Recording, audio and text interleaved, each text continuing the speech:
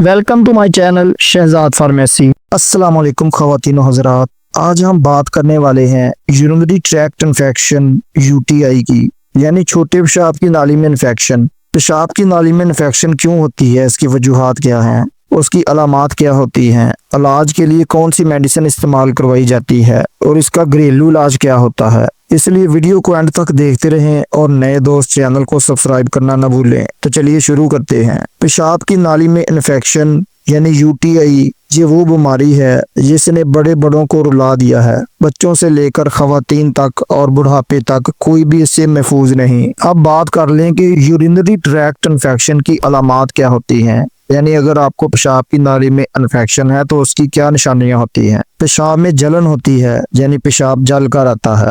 बार बार पेशाब करने की हाजत रहती है। पेशाब करते हुए दर्द महसूस होता है। कभी कभार पेशाब रोकना मुश्किल हो जाता है। पेट के निचले हिस्से में दर्द होता है, उसे आम जुबान में सिस्टाइटिस यानी मसाने की सोजिश, ब्लैडर का इन्फेक्शन कहते हैं। ये सबसे ज्यादा खवातीन में होता है। अगर ये मसला ऊपर की तरफ बढ़ जाए तो फिर गुर्दों की नालियां यूरिटर्स मुतासर होती हैं। अगर ये इन्फेक्शन गुर्दे तक पहुंच जाए तो वहाँ पाइलोनेफ्रिटिस बन जाता है और कमर के एक तरफ गुर्दे में पथरी होने की वजह से तेज दर्द होता है। ये वो स्टेज होती है जो खतरनाक हो तो गुर्दों को भी नुकसान हो सकता है। यूटीआई में इन्फेक्शन क्यों होती है, इसकी वजूहात क्या होती हैं। पानी कम पीना इसकी सबसे बड़ी वजह है। जब पानी कम पीते हैं तो पेशाब गाढ़ा हो जाता है और बैक्टीरिया को पार्टी करने का मौका मिलता है। दूसरे नंबर पर सफाई की कमी होती है, खास तौर पर खवातीन में हाइजीन का ख्याल ना रखने से बैक्टीरिया फौरन हमलावर हो जाते हैं।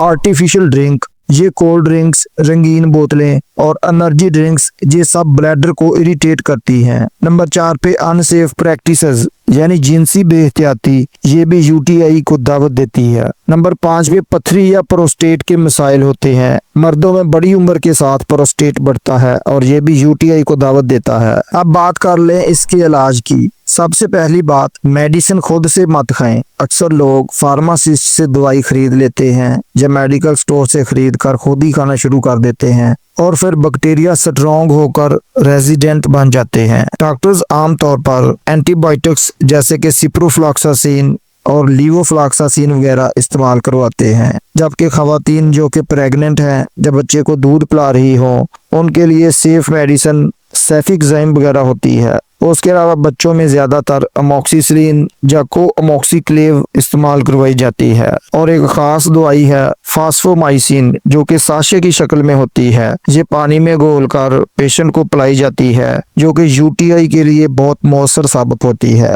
तो दोस्तों, अब इसकी घरेलू एहतियात और टोटके की बात कर लें। सिर्फ दवाई ही सब कुछ नहीं, कुछ आदत बदलना भी जरूरी होती हैं, जैसा कि ज्यादा पानी पिएं, रोजाना कम से कम 8 से 10 गिलास पानी के पिएं, कोल्ड ड्रिंक्स और आर्टिफिशियल कलर जूस छोड़ दें, सफाई का खास ख्याल रखें। खवातीन और बच्चों को खास एहतियात करनी चाहिए। और हाँ, क्रैनबेरी जूस या कैप्सूल ये एंटीबायोटिक नहीं, लेकिन यूटीआई बार बार होने से बचाते हैं। अगर यूटीआई बार बार हो रहा हो या आम दवाओं से ठीक नहीं हो रहा तो भाई फिर टेस्ट जरूरी है। यूरिन कल्चर और सेंसिटिव टेस्ट करवाए जाते हैं। इससे पता चलता है कि कौन सा बैक्टीरिया इन्फेक्शन कर रहा है और कौन सी दवाएं इस पर असर करेंगी, वरना अंधाधुंध एंटीबायोटिक्स खाने से सिर्फ नुकसान होता है। तो दोस्तों, छोटे पेशाब का छोटा सा इन्फेक्शन कभी बड़ा ना बनने देना। ज्यादा पानी पियो, सफाई रखो और अपनी हेल्थ के साथ मजाक मत करो, वरना आखिर में इंजेक्शन ही लगते हैं। अगर ये मालूमात आपके लिए हेल्पफुल है